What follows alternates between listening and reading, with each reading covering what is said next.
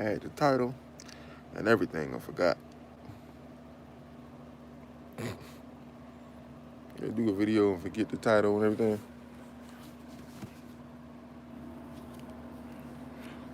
What's up, y'all? I forgot the title.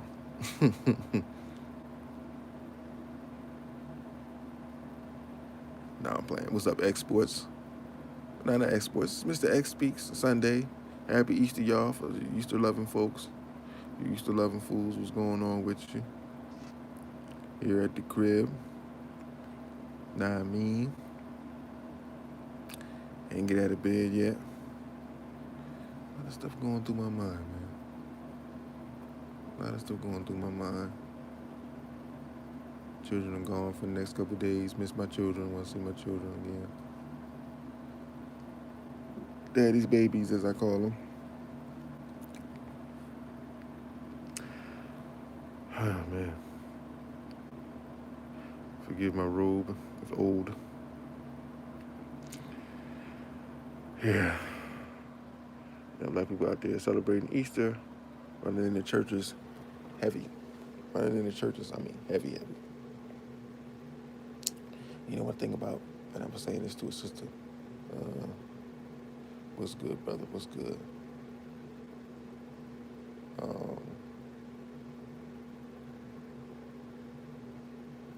I was thinking, all the thousands, hundreds of thousands of black people are going into churches. I mean, we got some large churches around here today, and if I was riding around, I know where churches will be flooded. Because we got to talk to a sister that hooked up, Sister Janice, that hooked up the Dr. Valentine discussion one day, and I said, you know how you, for those who are truth sayers, I guess it's cool. The best stuff you say is not on record, and sometimes I be laying down the fire. I'm like, damn, I wish I could have recorded this. You know what I'm saying? Because this is damn good information. But I said, you can't control a mass of black people without a lot of churches. I think we got over 100 or something churches in our city. And I said, there's no way that you can control and keep black people in a slave mind without hundreds of churches, or at least 100, depending on how many black people there are in your city. And usually in a impoverished community, we got churches and churches. We ain't got no banks, we got no hospitals, we got no grocery stores, we got no schools, but we got churches. And the thing is, those churches can be all those. Those churches, if they were interconnected, those churches could be all those. But we got a million denominations, the tribalism we talk about, that's in Africa and here in America, the global diaspora. And man, it's so crazy.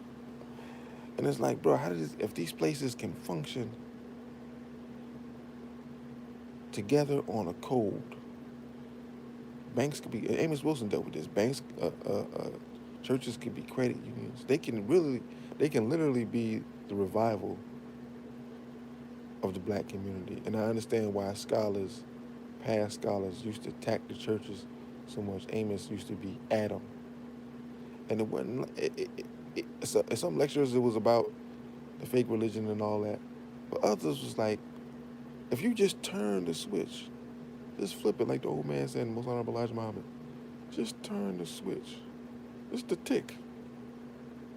Garvey came from the Christian church. Just a tick. Things have changed overnight.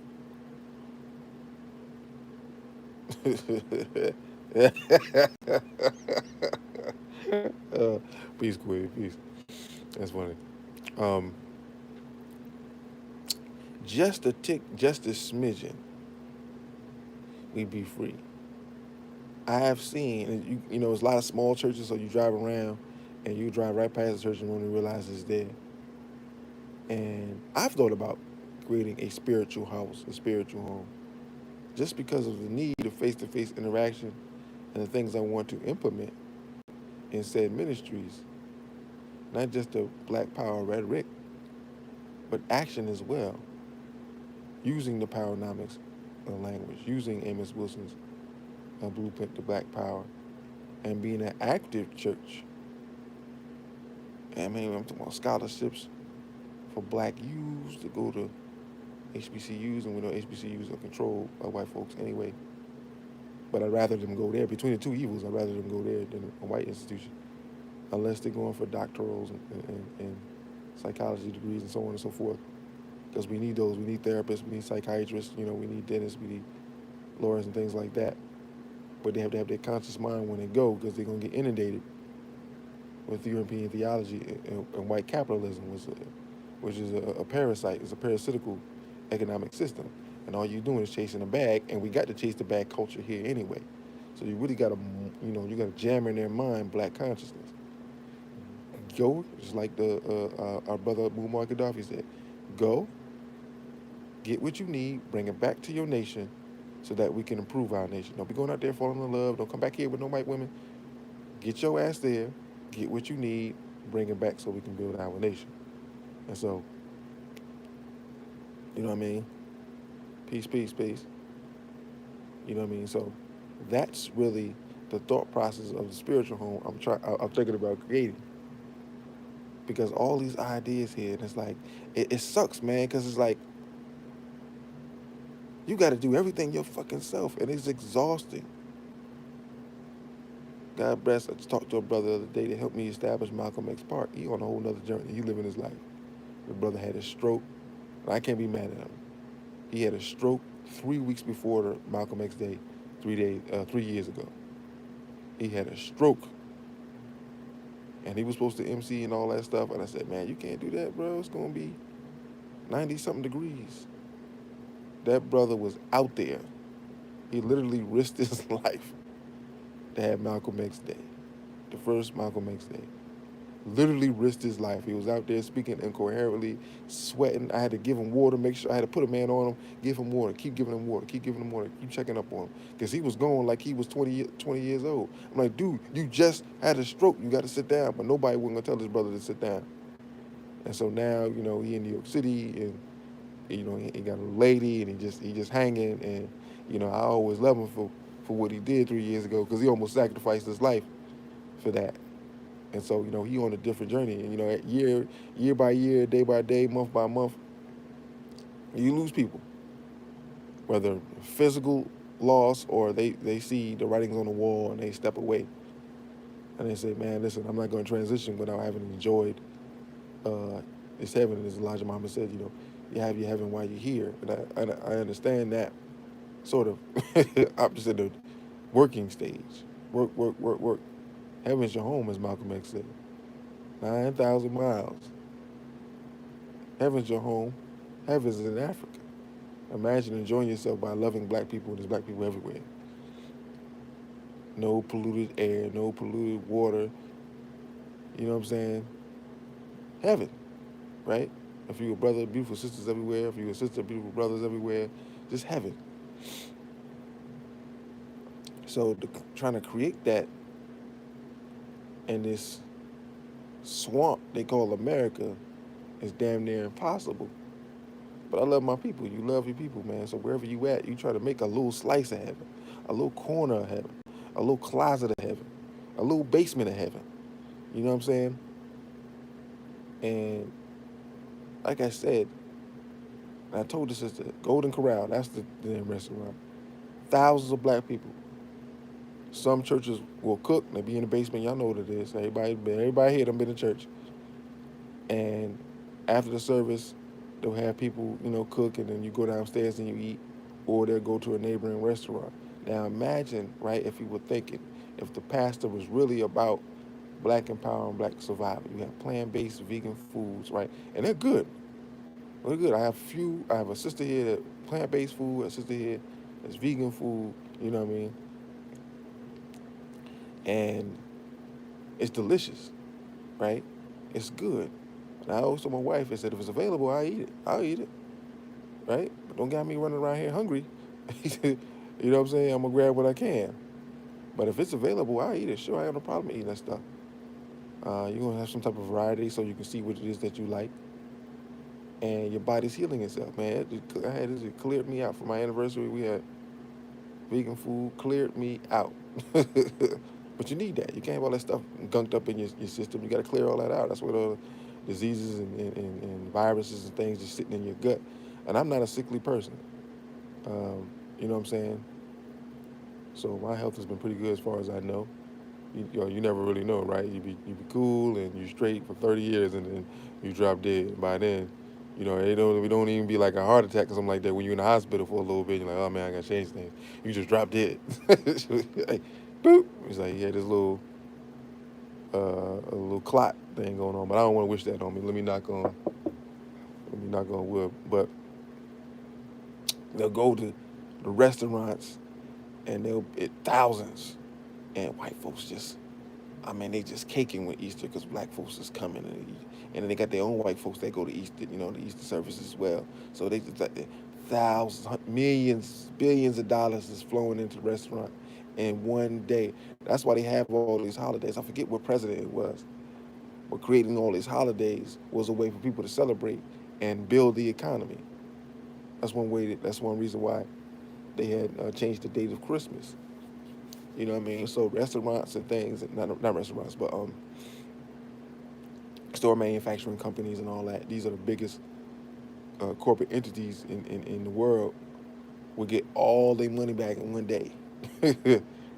Like, or you know what I'm saying? Because that whole month, people were flying to the mall and spending and spending. You guys been in the mall in December, motherfuckers buying out everything to give gifts to ungrateful ass children. And I used to ask a few years ago when I worked at Maximus Corporation. I used to ask, ladies saved $5,000, $6,000 to buy their nephews. These ain't even these two sisters. They ain't had no kids. They saved up $5,000. One saved $5,000. One saved $2,000. $7,000 between two people. Not a lot of money, but it's a goal. I wish I could save $5,000 and leave it and not touch that motherfucker without no type of emergency or some bullshit happening to me. And she spent it all on children. And I said, how do you feel? She says, I actually feel like crap. I'm tired and I'm exhausted. So you did all that to spend money for some toys for a bullshit holiday, right? That don't exist. The birthday crisis whenever they say it is. Like Martin said, whenever the sale is. Whatever the sale is, that's when he was born. Is it when the sale of 27th? Praise Jesus. Jesus was born on the 27th, not the 27th, the sale of 28th. I'm sorry, y'all, I got wrong information. Jesus was born on the 28th. That's when the 80% off sale is. Boom. That's when there it is. 80% off. Shit that's $100, that's $20. That's when he was born, goddammit. That's what I said. So shall it be. Boom. You know what I'm saying? They just move the date whenever they want to. And she was just miserable. And another sister saying, she said the same thing. Yeah, my nephews is there and I have $2,000 and I say saved it. She spent it. I was like, y'all look crazy, man. Y'all look crazy. These kids act up all year long. Christmas come and y'all get them thousands of dollars worth of toys. They gonna break any damn way. They're gonna break that shit. The PS2, that's $500. They gonna break it because they kids and they break stuff. All my children get dollar store stuff. So when they break it, I don't feel a way. Motherfuckers buy them $300, $400 iPads and stuff and different types of electrical devices. And they break them. And then you be mad as a motherfucker. What the mother... Nah, blame yourself. Smack yourself in the face. Look, go in the bathroom and slap the shit out yourself. Go in the bathroom and slap the living shit out of yourself. What are you talking about? They're 4. They're 5. They break stuff. They write on walls. They eat things they ain't supposed to eat. You know that going in. Save your money. Ain't no black people making these toys. Ain't no Africans making these toys. We don't own the raw materials that makes these toys. And the toys ain't have images of them. And they're not empowering. They have agenda behind all these fucking toys. All these, they got European dolls and they just put black on them and they say, here, there's a black woman. She looked the same as the white girl. No. And then when there's black women selling black dolls that look like black girls, you don't want to buy them dolls. That is different if you buy things that empowers your child and makes them love themselves. That's something different. And you're empowering black businesses. And that discussion is so I shared a video actually earlier today of Phyllis Watson. What the heck? Phyllis Phyllis something. Phyllis Hyman or something. Phyllis Hyman, I think. 1987. Beautiful sister. I think she was a singer. I'm not familiar with her so much. Um, but she was talking about hiring black people in their businesses. She was a singer, and she said it just made sense, right? I don't know if this woman had thorough knowledge of black economics, but it just made sense. It was like, this is the community that made me who I am today. So the money I'm making, I'm going to give it back to the same community. So all the jobs I have available, I'm going to have black people have those jobs, whatever it is, with accountant, manager, you know what I'm saying, lawyer, all the things you need as an individual whom is an artist. I'm going to have we can do the same for our own nation. And all the festivals and things that we have, there's a truth to it. It's all etched in truth. Those who have given their lives are African leaders and presidents who told the West to kiss their ass, Michael Foley, and died for the people.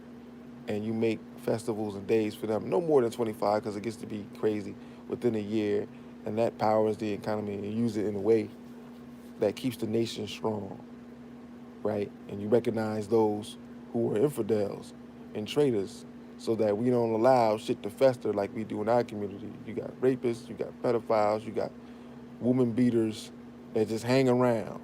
Like the worst we do is banish them to the basement, right? That we all had that uncle or cousin that was in the basement, lived in the basement, never came up out of the basement from grandma's house. You know, we know why he was there.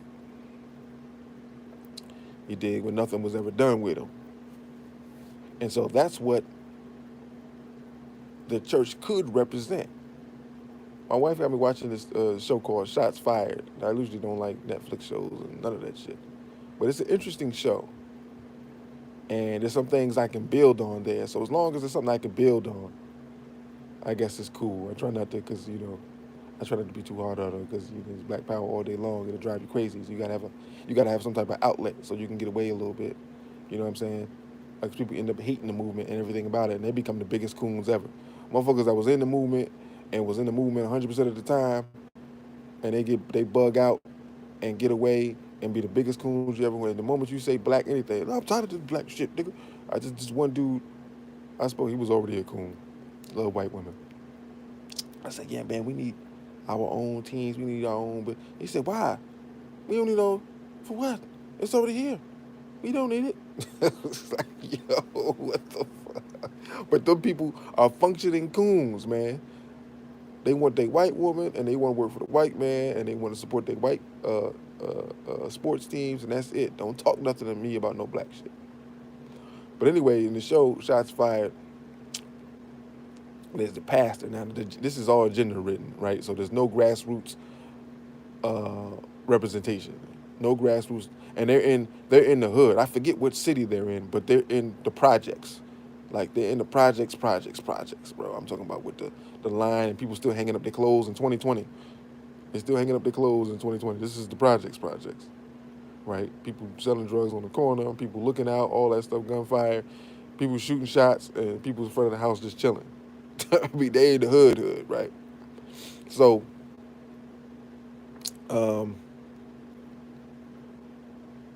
they have the pastors and the governor, and I like the show because it's directness. Like, you know how you can almost ascertain what the dialogue is going to be in each scene.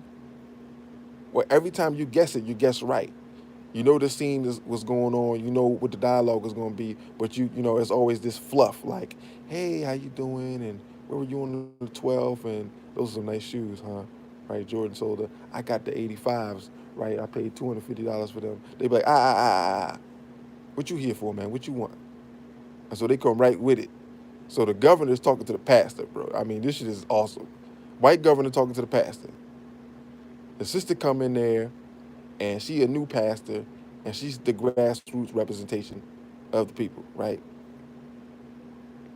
The governor there, he not the governor, the pastor, he drinking wine with the white governor. The white governor is like, there's a grassroots pastor who called me out on television about a young black boy being killed. They ran her Twitter followers, her Instagram followers, and her Facebook followers. And he was like, well, she don't got the pulse of the community. That's one thing to be on the internet, but I have the community. And she was like, well, it don't look like it for them numbers. Why am I putting money into your 501c3s if you don't got the pulse of the community anymore? I was like, yeah. Yeah, tell the motherfucking truth. Fuck it. They like fuck it. Tell the truth. That's what the fuck these motherfuckers is going. These pastors, nigga, is getting paid by the governors to keep the motherfuckers dead, deaf, dumb, and blind. And they just out with it. They just out with it. And he like, so he get nervous. He got a little nervous laugh. This castrated ass nigga. Because the most vicious slave masters was the women, the white women. So don't worry about it. It's nothing. It's nothing. I'll take care of it. These are niggas that need to be shot. These the pastors that need to be shot. There are some pastors out there trying to do what they can with the minimal membership that they got. I trust me. I know. I'm other people. I'm with the people. I speak with the people. A sister I know I use at my events. She sings and so on like that. Black Power in a mug. She says she joined the ministry. They was helping people pay their rent, help somebody get a car. You know what I'm saying? While she was ill, they came and took care of children, fed and clothed her and all this other stuff because she was like incapacitated. That's real work. That's real servicing people. And some churches do that. So I respect that work of it. But more needs to be done. You understand? Truth to power needs to be spoke. Just taking care of your members is one thing. I get it. You got a large congregation. That's a lot of work. Hell, you may spend your whole pastoral life just taking care of your congregation. I get it. That's cool. You got congregations of 100 black people. You doing the work. You taking care of the 100 black people because they got kids, and so it morphs and grows. And before you know it, you be taking care of a third of the city. So now that's when you got to go even further. You get into the politics. You got to get into politics. Why? Because the property that you're getting, right? And you're becoming a warehouse of resources for the people. You got to make sure you got voices in there so that they hear that they don't try to eminent domain your shit. Let me get that up off you. Let me get that up off you for the city, for the state. Yeah, let me get that. You got too much. We got to get that up off you. And you got to have people and voices in there like, yo, they trying to get your shit. And where our lawyers at? What's our options? What can we do? We summon the people. You see what I'm saying? We got a whole block of homes. The members are living in the home. Shout out, I forget the brother who did that, but I shared a video of that. There's a brother, I think, in Detroit. He had the whole block. His church had the whole block of houses. They cleaned them up, fixed them up, and had the denizens of the church live in the housing. So all the housing was affordable. So that killed gentrification because now you got brothers and sisters renting out the spaces and being the landlords, and it's affordable rent. You see what I'm saying? If you get on hard times, the people got your back. That's what you do. You see what I'm saying? When people coming to you, you got 200 members, and they mama died, and they coming to you like, I ain't got a dime to my name, and I've been a member for 5 years, and my grandmother been a member for 30 years. We need a little help. It's about $5,000 to.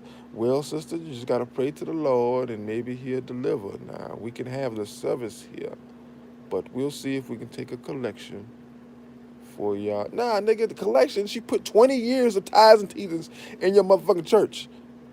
She shouldn't even start talking. She shouldn't even have to talk. As soon as she come to, hey, Pastor ID, we already got it. Send me the invoice. You're good to go. We're gonna send her home beautifully. That's how it's supposed to be. She ain't supposed to be coming in crying and begging and all that other shit. But there's pastors that actually do that shit, man. It's sickening. Grandmama been to praying, pray for every male figure in her family. Pray for cousin Nuck Nuck who gay. Pray for the cousin such and such who on crack and gay. Cause he gotta, gotta do gay endeavors to get the crack, and then he decided I'm just gonna like it and stay with it. So two cousins is crack, is gay, and one got crack and gay. The niece is a thought. Um, let's see what else. The other one drunk is a drunk, and it's just a whole mess. And she prayed 20 years of praying to all these motherfuckers, and ain't none with shit. Ain't none of them did shit. Was ever gonna be shit because the church kept saying, "Here's this Bible, believe in this Bible," not developing clinics to get brother off the drugs, not to having rites of passage programs will say, young man, the only person for you is a black woman. That's it. That's all. From the day he came into the church to the day he left the church for school, to make sure there's a safe environment so no predatory motherfuckers take his innocence from him. Right? To pushing the drugs out of the community by developing strong men. When you just give them the Bible, this fake ass doctrine, and just say, hey, believe in this thing, man, and read it day in and day out, you'll be fine. That's why all the dudes around there sashaying as it is. They don't attack the problem. They pray the problem away. So that's why Nana got all these fucked up ass family members. 20 years she prayed. Got nothing. Finally she died, and you got to beg the motherfucker to help pay for the funeral costs. Ain't that a bitch? Ain't that a bitch? It's a goddamn bitch. You gotta be kidding me. And so when you talk about the destruction of the community, that's beautiful segue to DMX. Our brother who was tricked, his life was ruined at a young age. Was given a laced blunt, forced to smoke it, smoked it, it was cracked out, and to the point where it looks like his life was going to end the way it ended when he was 8 years old.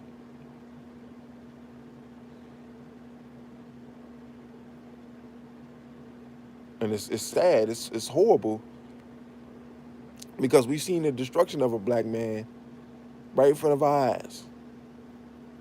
He put out the most aggressive music that you could ever had. And this is what we talk about, the spirit returning of our revolutionaries, right? Because it was about death and destruction and rape and pillage. DMX music, a man who was a warrior and a soldier, a representative of the music, but it was always against his own people. See, the devil know how to do that. He trap you. He put those. I think this is, we talking about spiritual. I think he put spiritual traps in the as Dr. Valentine said, the avatar of the human being. So he put these traps around you. And so the warrior, the Shaka Zulu spirit, the Malcolm X spirit, the Mansa Musa spirit, these spirits come back, right? And they locate them, and they trap you. So, we recognize this energy. This is King Shaka's energy. This is what we're going to do. Lace this motherfucker with drugs. And whenever these rappers or entertainers or whatever get so big, we're going to inundate them with drugs. Here, have this woman, have this drug, have this alcoholic beverage, all at the same time. Listen, manhood ain't about nation building. It's about having as many women as possible and putting cocaine in your penis like Richard Pryor did. Richard Pryor did that. You want to try it? Yeah. Put crack in your penis and have sex. It's awesome, man. Richard Pryor told me he did it. It's awesome. That's what they want you to do. They don't want you to nation build. They want you fucked up. So when you read the contract, you're like, okay, sign right here. And they got a briefcase of money. That's what Don King used to do. He used to come to Larry Holmes and stupid ass, hey, man, fight Mike Tyson. Come get this money. I got $1 million right here, a briefcase. You can beat Mike Tyson. You can do it, Larry. You ain't fought in 3 years. Get in the ring with the undisputed heavyweight champion. The hardest hitting boxer since George Foreman. He's 25 years old. You can beat him? Yeah. I can. You got $1 million right there? Okay. I'll sign the contract. And Larry Holmes got that whooping of his life. Same thing they do to hip-hop artists. Look, $50,000. Gold chain. Or a diamond right in the middle of your fucking head. Put that there. Ain't nobody doing that. Ain't nobody doing that in the hood, bro. Put that shit right here, nigga, right in the middle of your motherfucking head, nigga. Your third eye is really open, motherfucker. The $24 million third eye, nigga. Niggas ain't, them conscious niggas ain't got shit on me. $24 million, nigga. My eye is wide open. You hear me? Now he got to make payments on that because he ain't got $24 million to give. No, I don't even think they do business like that. So now you got to put a down payment and his interest, and you got make your payments regularly. And he'd be long broke before he can make those payments. Yeah, and they'll rip that shit right out of his fucking head. Stupid motherfucker. But like you said, yeah, and there's low vibrational traps. This is what they do. It's the easiest to do. People come from Christianity. Easiest thing to do. You go through that church, it's a Negro manufacturing plant. Christianity is a Negro manufacturing plant. You only care about the people in the four walls and you barely give a fuck about them. I've seen this church for three centuries, or 3 decades. 3 decades. I don't know my years. 3 different 10-year periods. I'll say that. I won't get it wrong. Church is the same. Church is the same. People the same. Nothing changes, right? I said in one of my podcasts years ago. People come to the church. They're kids. They got no choice.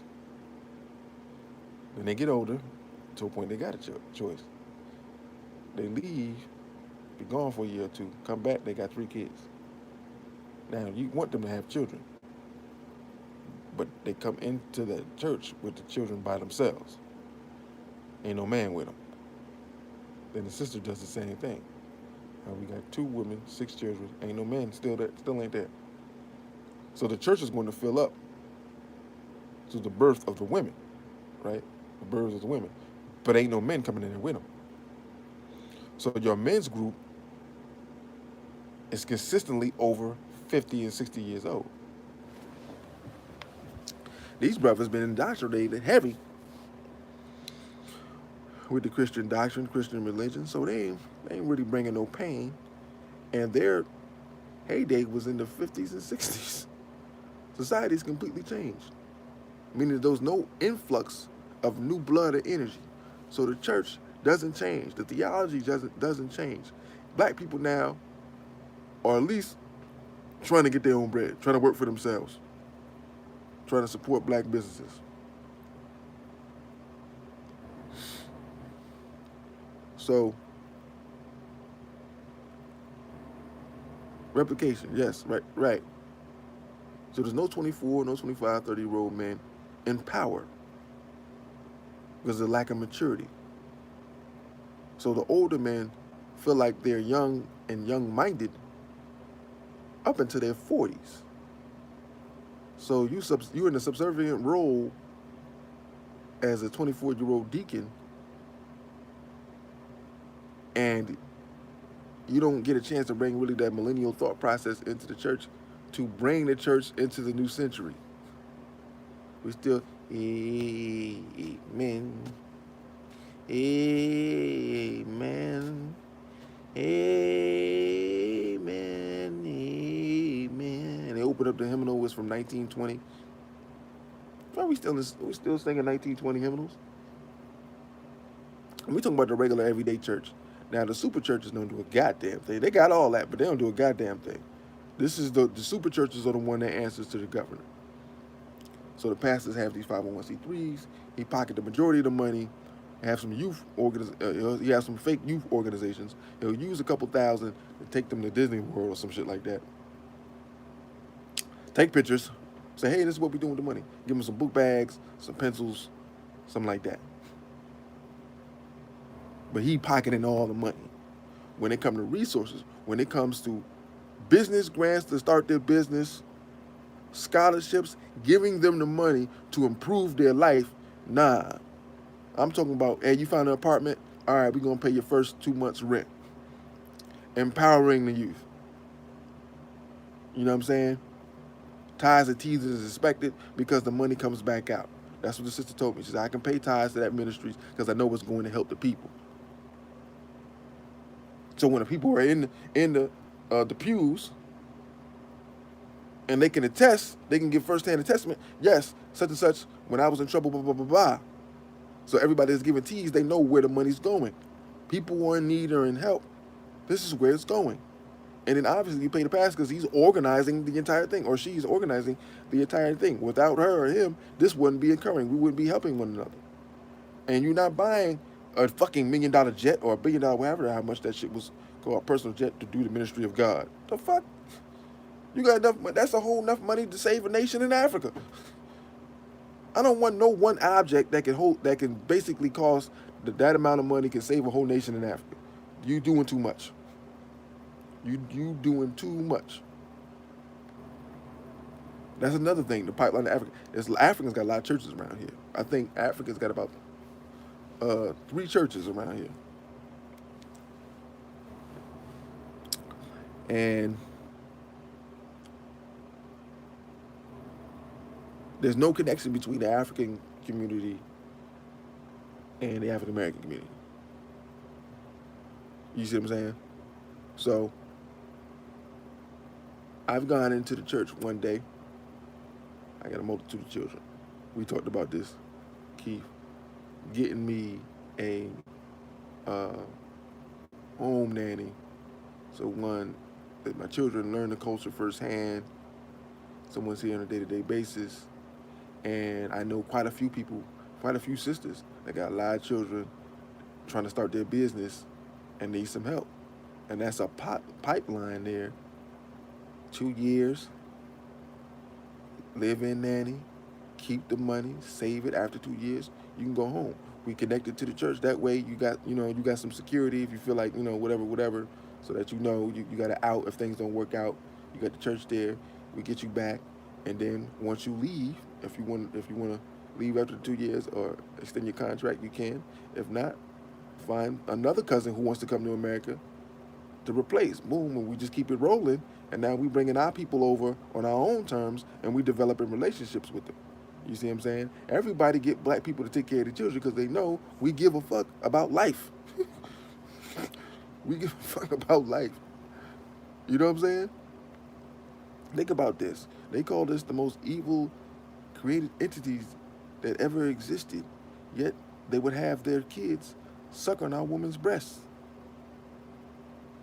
Think about that. She's a nigga and she ain't never gonna be nothing, but she's an evil bitch, and all of them are evil and disgusting. Now my baby's crying, put her on the tit and feed her. You evil motherfucker. That don't make no sense. Don't make no sense. So this is just the absolute lies. So you got that pipeline coming. And now we're getting the reinforcements we need. Because there's an understanding, the fine line in that contract. Understanding this is what's being done. And this is what we're going to do. We're going to change the face of this church. I went to the African church, beautiful church. The cultures are so different. It didn't have the foundational Black American feel that you go in there and there's a soul reverberating in. When that music get going, you can forget about it. The Africans are pretty plain, but I tell you what, for every woman that was there was a child and there was a man. There was families there. Very few single sisters. If they were single sisters, they were single. They didn't have no children. But everybody that had a child, there was a man there. I watched. And I got there, and by the time I left, there was, I want to say, 55 or 60 people there. And they in the middle of the hood. There's a crack house right across the street. Trap house. Right across the street, 2 brothers got killed over there. They right in the middle of the hood. I mean, right there. I mean, it's right there. right directly, diagonally, right across the street. Crack house, holes, everything. Nothing's done. You know what I'm saying? Nothing's done. And, you get the entity like DMX, who's on life support. He may not make it out of the city. Got very little brain activity. They played with our emotions, said he came out of it. Then that was the wrong reports. So they may not even let him out of there. Does he have the will to live anymore? It looks like he's been trying to kill himself since he was 8 years old. If you listen to his story, and he's just had recurring bouts, and the people we supported him and we loved him, and Brothers put them on tracks to try to get them going again. And I mean, it's just all the wives. It's a sad story, man. When you don't got your nation, when you don't got your own nation, there's too many. Why our musical greats just can't be great for the entirety of their life? Aretha Franklin lived a long life. She got to be about 5,000 pounds, but God bless her, she lived a long life. Hell, even Little Richard, even Little Richard lived a long life. It's like, wow, man, 1 out of every 3. But we don't want to live in a world where 1 out of every 3 of our greats live a long life. The other 2 die acrimoniously, fighting for their masters. They got to fight for their masters. They should have their masters. Their music is their property. They should have it from the jump. These corporations, these entities, grab it, create the web of deception, make you involved in it, make you drink baby blood and all that other crazy shit, brain fluids and all that. So man, I don't want to do that. I just want to make music. Nah, well, we evil. And to be evil is to do evil shit. You can't just be evil and just lay around and not do nothing. Evil is the action. We the action. We kill babies. You know, we take beautiful little girls and open up their bodies and after raping them and taking out all their organs and giving them to other white people. This is how the Queen Elizabeth, this old bitch, done outlived everybody. That should make me mad. Every day I hope that I wake up and she dead. This bitch is still alive. She got $4 billion on her head. $4 billion on her head. She wake up and put the crown of $4 billion on her head. I guess it's good to be evil. $4 billion on your head? $4 billion on your head. Peace, General Mosquito. Now, I'm going to say that again because I feel like y'all didn't hear me. She got $4 billion on her head. We be stunting over $1,000 watches and shit and fronting over rings. She got $4 billion on her head. She said, nigga, I ain't paid $1 for these motherfucking crown jewels. You hear me? Y'all fronting, y'all paid for this stuff. You put the fingers and all that, nigga. I got this shit for free. My army got this shit. We ain't paid nothing. Y'all paid in blood.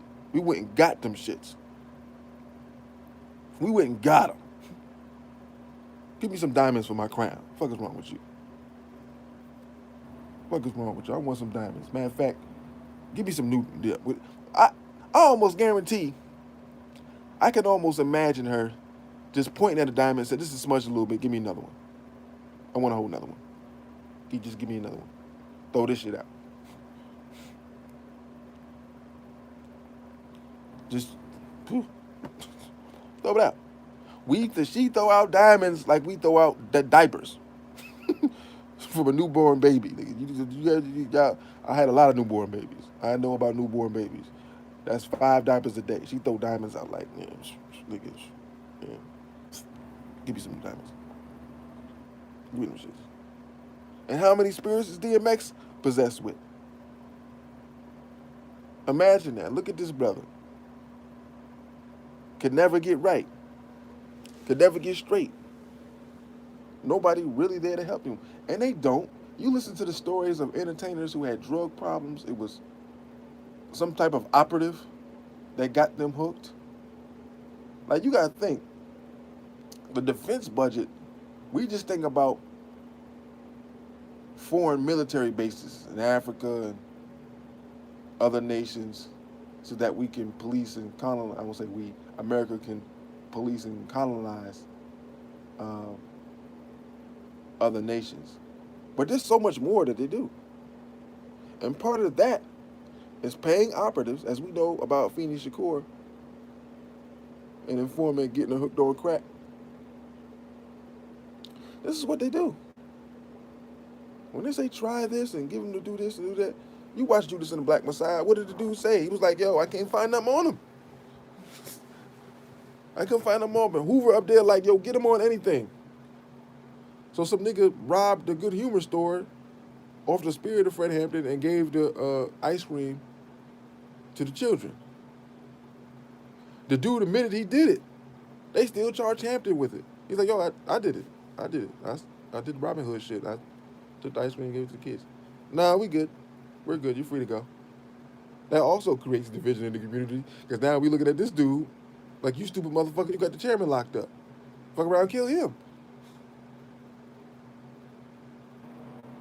But when you straight as an arrow, they just make up something. Make up something.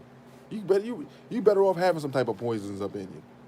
I like a lot of women. Just not me personally. I'm just saying. It just as a leader, you be like, I like a lot of women. All right, well they send you a bunch of women. Martin Luther King, Jesse Jackson. Jesse Jackson was like, Jesse took that job. Was like, so I get a lot of, I get bussy and pussy, right? Look up Jesse Jackson and bussy. Jesse Jackson, Jesse Jackson got some things going on with his phallus, you know, some things going on with it, and he asked one of his gay boy operatives to come and put ointment on his situations. I can't make this stuff up. It's in the news. They probably lied about it. I don't know. They probably didn't. They probably didn't. But Jesse like pussy and pussy. He's like, I do it. I won't do a damn thing. I apologize for every cracker that say something racist. He didn't mean it, and I think he is a friend of the black. As long as I have known him, for 25 minutes, I believe he is not racist, and I will stand here before God and tell you that he is not racist. Can I have my bussy now? Yes, Jesse, you good. Go ahead. Thank you. Sold out, sold out, sold out Dr. King. Like, Dr. King ain't doing it right. Jesse Jackson was 8th down the line. Jesse was 8th down the line. They said, Jesse, you'll do perfect. You'll do just fine. They always going to find somebody. When you got black people living and growing up in an institution of racism, they'll always have people lined up ready to get you, even in these churches. Look, they said they wanted representation of the black middle class, the elite class, right? In television. These motherfuckers do the same thing the hood do, just the language is different. And there's more money. Everybody fucking everybody. Everybody trying to kill everybody. People trying to take each other's wives. Hating on their business. Oh yeah, it's the same thing, just the language is different. The hood, motherfucker, I kill you, motherfucker. And this one is they're very proper when they speak. We just want proper representation so that our language is shown to the masses of white America, because that's whom we want to endure. And of course, there are Jewish producers and directors and writers behind these black projects. So they're gonna make sure, oh, you want to be rich. Is that what you're saying? You want to be rich in these shows, Tyler Perry. You want to be rich in these shows. You want to be rich in these movies. Diary of a Mad Black Woman, big houses and things like that. That's what you want. Sure, we got that. We got that. We'll take care of it. And we'll have a white Hispanic come take your man. She'll be pregnant. She'll have children. Then when your ass gets shot in the back and get paralyzed, she gonna bounce and try to have to sign an order to have your ass killed. Do not resuscitate. You a girlfriend, you the side hoe. Y'all see that movie? That shit is crazy. She the side bitch. And she said that shit quick. She's like, we just want to know, in case of emergency, who do we contact in terms of his life? And this bitch jumped up. Do not resuscitate. I'm his fiance. Do not resuscitate. You don't get your ass out of here. I'm his wife. Get your ass out of here. This bitch was like, and then she said in the movie, she said, oh yeah, I'm cleaning your ass because you paralyzed, and that white bitch took all your money and went back to Spain with your kids. You stupid motherfucker. That's what we get. That's the images we get. We don't get him trying to stick it with Kimberly Elise and make things work and build on the shit that they got. Fine ass Kimberly Elise. Nah, we don't get that. Leave Kimberly Elise for some young white Spanish woman. Just leave her. Just leave her.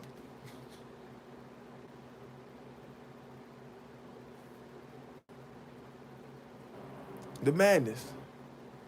So our brother DMX is looking like he's going to transition, and I mean, it's not my decision to make. I'm out here with my chest all out. My wife told me not to do that.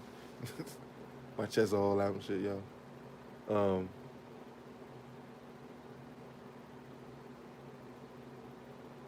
it's not my decision in life or death situations, but I think our brother is tired. I never seen a brother more tired and exhausted, and he's just going on home. There ain't nothing but pain here, and it's unfortunate, man. Like you know about the mass suicides we had of our people who were taken in slave ships and Ebo landing, and them knowing that Africa was home, and this was just, it's like, they treated it like Sega Genesis, Nintendo. You watch, back in the day we played Nintendo, it get too hard, so you hit reset, start all over again. Our spiritual system was so strong, we hit reset. Nah, we good with this whole change thing. We gonna go ahead and hit reset and go back home. That's it. The moment our eyes close, it'll open again. We'll be back home. And it seems like that's the better option here, man. Even in that fake doctrine, it says he's still on life support. He ain't gone yet. He ain't gone yet, brother. He's still on life support. From what I understand, I've been checking almost every 5-10 minutes, checking in the web. Once every year, man, you lose somebody. Last year you lose Kobe and Chadwick, and this year, you just listen, man. Every year you lose somebody. You wonder if you're gonna make it out the year, man. And I buried my cousin, and it's like you always, as you grow, you have that moment of clarity, or that a moment of morality. You realize, oh shit. Like I buried my cousin. This is my cousin, man. This is, we sleep in the bed together. I pee, and we gotta. I don't know who peed. Did you pee on me? That's the cousin he was to me.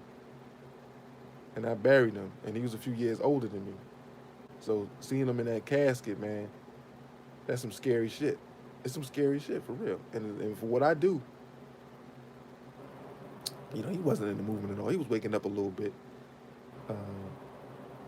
I followed his last few posts on Facebook before he was murdered, and he was a beautiful soul,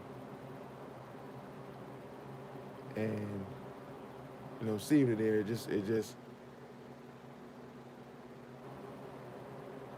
messes with you.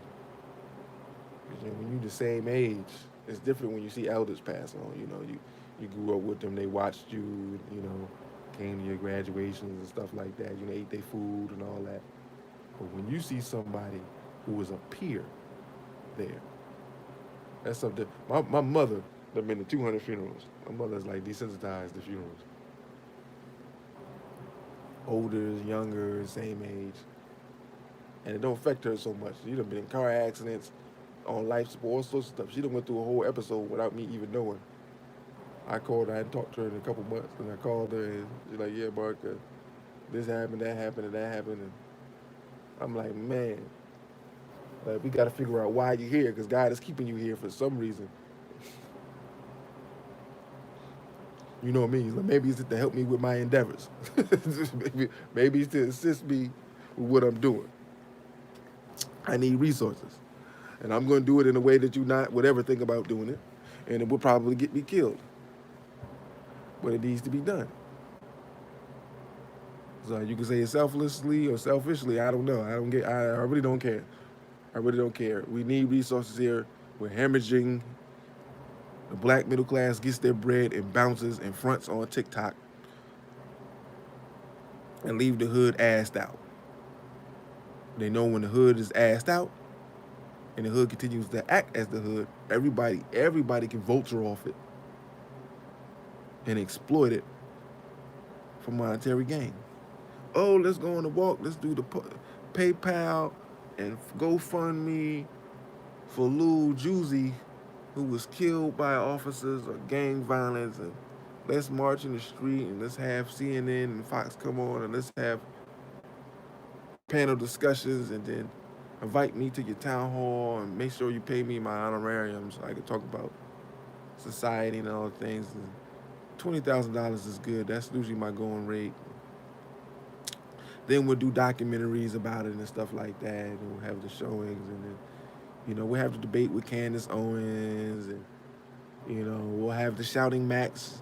They'll get a far right white dude and an emotional activist. And the far right white dude will say insensitive racist shit, and then it's usually a sister they get. They get the sister, and the sister is, wait a minute. I don't believe you just said that. No, that's the 400 years, and you all redlined us and moved us out of the government and eminent domained us and brewed us as resources, and y'all have the best teachers in the other schools, and there's violence, and this is crazy. I can't believe that you would say that. And then we go through the same over and over and over again, and then the video go viral. Remember them Common Council videos? Video go viral, right? Then that person to run for Common Council and be talking about we need more bussy laws and stop the Asian hate, and we need resources for the Asians. We also need resources for the camels who are going extinct in North Dakota. Fishes with 3 eyes. Candy fish. We need more money for candy fish. Candy fish is something that's not in stores the way it used to be. With the sugar on it, we need that.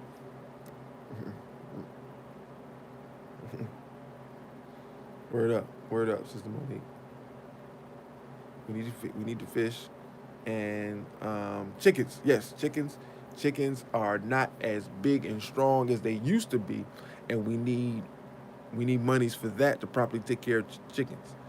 Think about all the money the government distributes to all these worthless ass causes.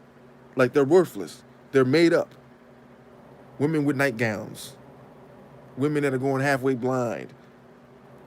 And they just throw resources to it.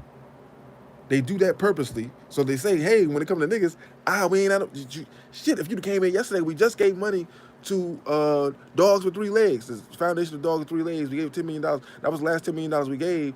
If y'all came yesterday, y'all got half of that at least. We'd have figured it out. We'd have got you some bread, maybe $100,000 out of the $10 million.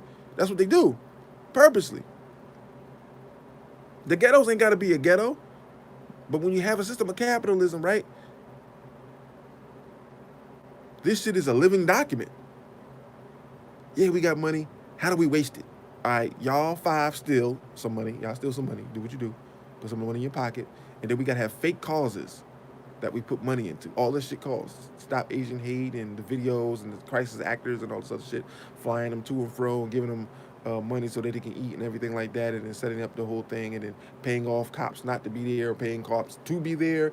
All this shit costs money, right? And then we got to pay the actual politician to speak on it, right? So the cameras got to be there. You got to pay for that. Got to pay for the news conferences. Got to pay for the airtime. Got to pay for the commercials. All this shit is a game. So out of all the fake shit, eventually you're going to have a real response. Now, I'm not going to talk about the Capitol murder because I'm not... That shit seemed fishy as hell. I don't know what the fuck is going on with that thing. I don't know what the fuck... But they always got to have a black criminal face. And white folks just... I don't give a fuck. White folks are the ultimate I don't give a fuck.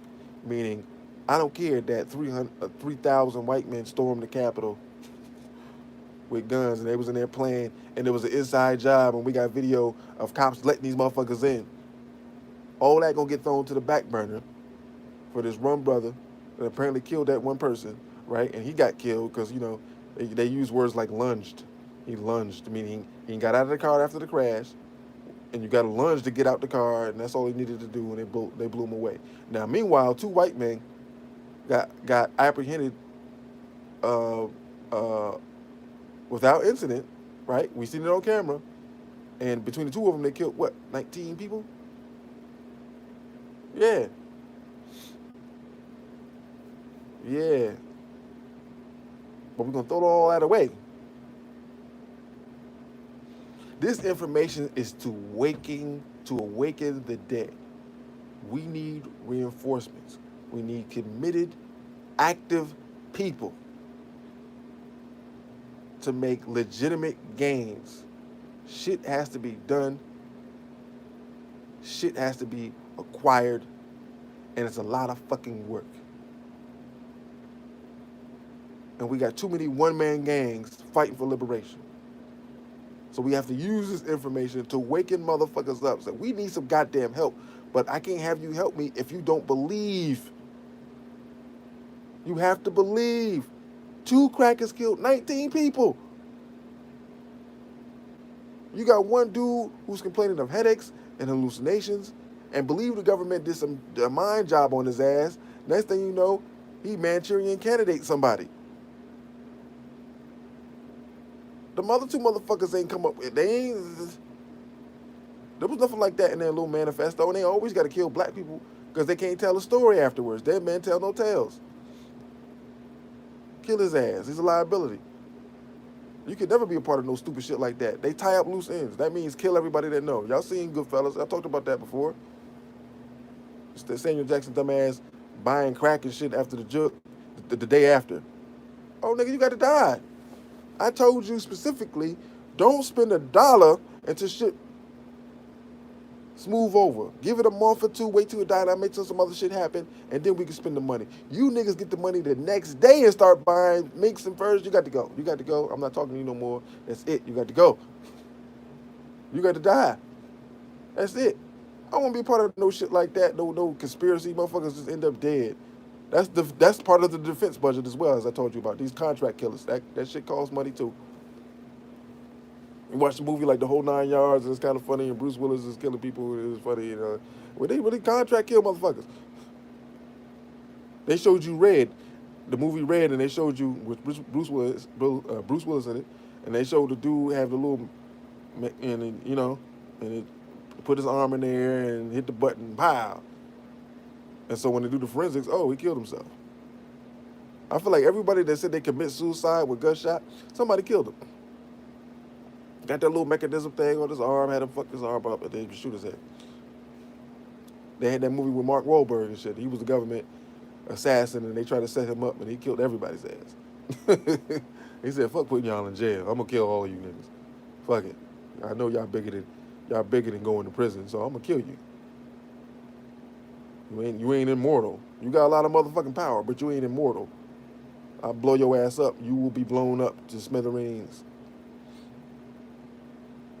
Happy Easter, everybody. Happy Easter, everybody. Hold on, where my thing at? Let me see if I can type something. Can I type something? I have chat. Let me see. Can I type something? I want to type something. I can't type something. Some bullshit. Maybe type something. Hold on, yo. I can't type now. Okay.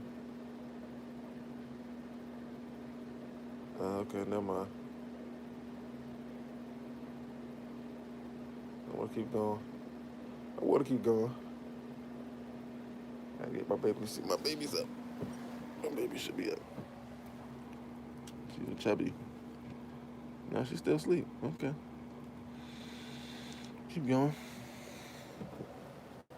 All right. This is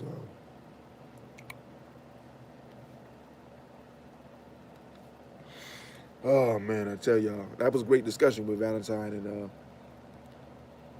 brother Curtis. They actually struck the video from my channel, Get Your Hand in My Pocket, like almost immediately. So I know I'm being watched, because I'm like, between the 2 channels, you got way more followers than I do and subscribers than I do. Well, okay, whatever, as long as this copy is up. I downloaded it, so we straight. I downloaded it.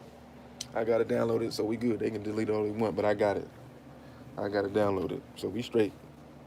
I was like, damn, they got me ASAP. I ain't, damn. Is it like that? That's cool. Listen, if you ain't getting attacked, you ain't doing enough.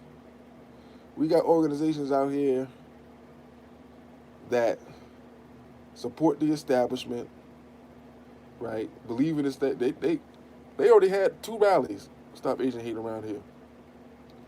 And it really got me thinking about getting at these organizations. They're fake black-led organizations. All the power and the influence behind the scenes is white folks. And this is, I talked about this before about the mulattoes, and we talk about this all the time. Their bloodline is compromised. They have to listen to the white side. They have to listen to the devil, which represents them. They're more devil than not. Now, all this stuff I talk about from personal experience. My son being around white folks all the time, and his white grandparents and loving them, and he got a little white girlfriend.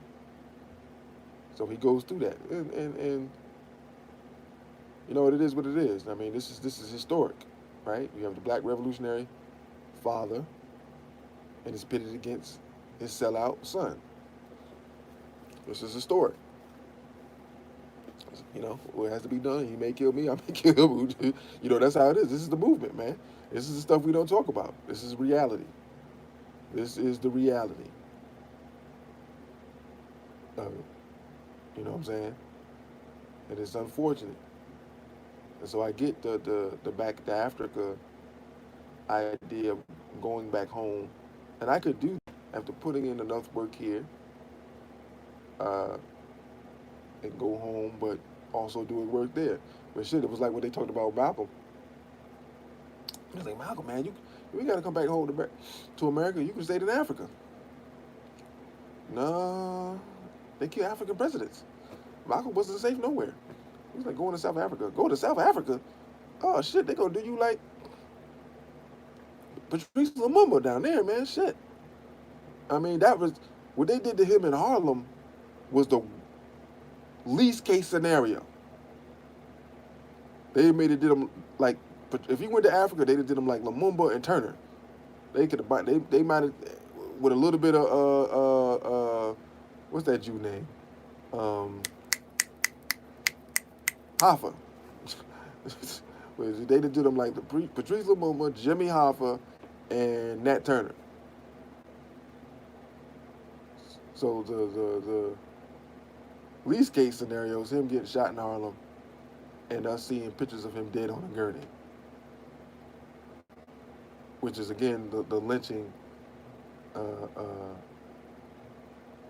presentation they did on the plantation way back then, having all the slaves seeing the strong buck who was too rebellious get burned and lynched and pulled two opposite directions. Speaking of which, I can't buy Levi jeans because that's what that's about. Splitting them in two and having the children watch, especially the pregnant woman. This is Malcolm on the gurney and put on a newspaper. This is Emmett Till, even though his mother wanted the casket open, it has the same effect. Has the same effect. Yeah, you wanted it open, but that's years of plantation in your bloodstream and slave behavior in your bloodstream, because this is what the master wanted.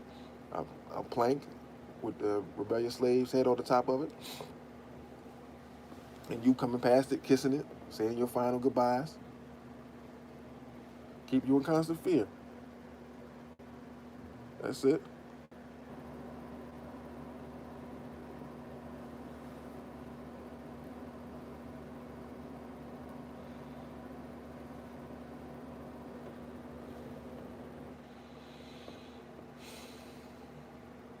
Being in America, being a black is like trying to stay clean in a shitstorm. We talk about empowerment every day, but being in America, it's hailing feces, and they give you a soap of dial and water and sun to say clean yourself. You know what I mean? We're forced into this living thing, these living conditions. And we believe it. We believe what this devil tells us, and we follow it to the T.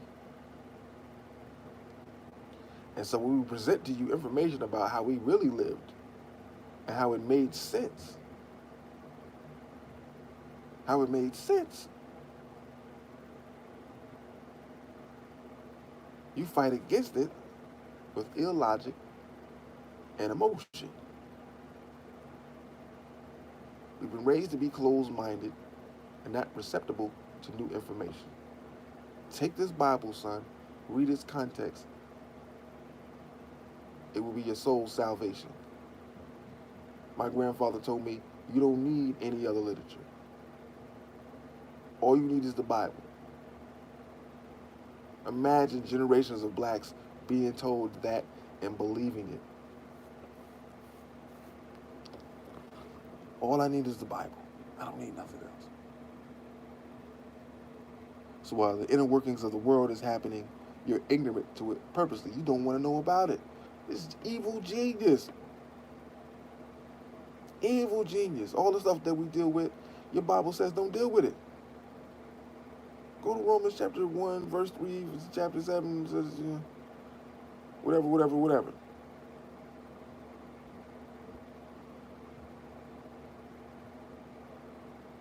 Be in the world, not of the world. Be in the Bible. You're here. You have to be here. But get ready for salvation thereafter. When you die, you telling 12-year-olds this. They ain't thinking about death. But the 12-year-old is getting the old person's doctrine, and she can't wait to transition to see Jesus. So she teach you what she know from her perspective. And you 12 years old. Your whole life in front of you. But you go to the Christian church, your life is over with. You're supposed to wait till you die. Wait a minute, I'm 12. I just got here. You on your way out. Speak for yourself.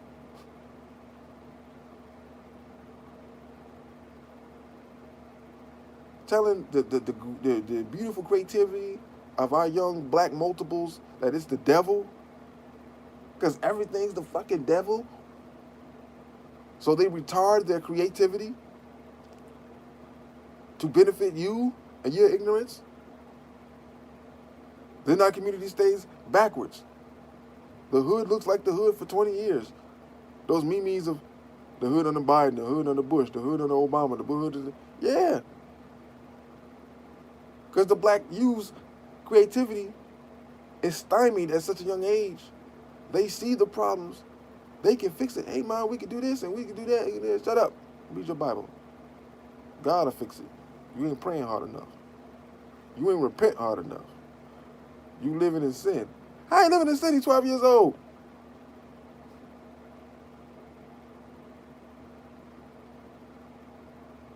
How you living in sin? He's 12 years old. The boy is 12 years old. How is he living in sin? But in this wicked ass world at 12 years old, you can live in sin. You know how I know? Go back to when you was 12 years old. Look at the 12-year-olds now. Because of the food, our young girls are 12 going on 27. They develop faster than the boys. Our mothers are lonely and want a man in the house. They bring in a pedophile. The daughter's overdeveloped, and you have no standards in the home. You don't tell her to dress up and put clothes on.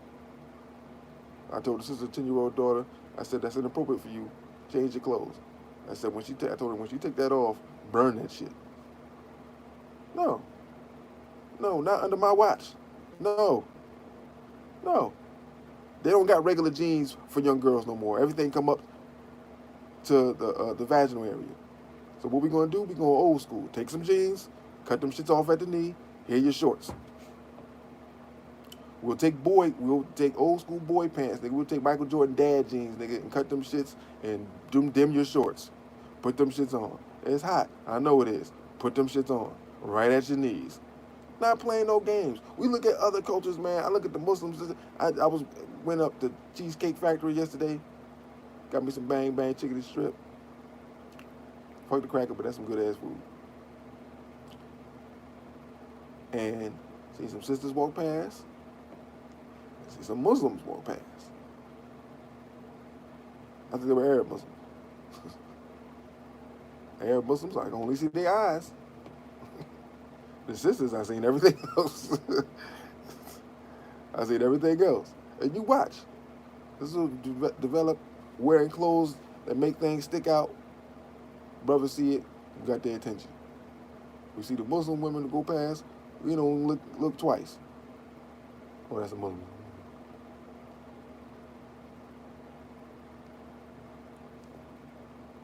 Call it what you want. Call it what you want. Structures of our community, Willie Lynch, I talked about this before. We know what it is.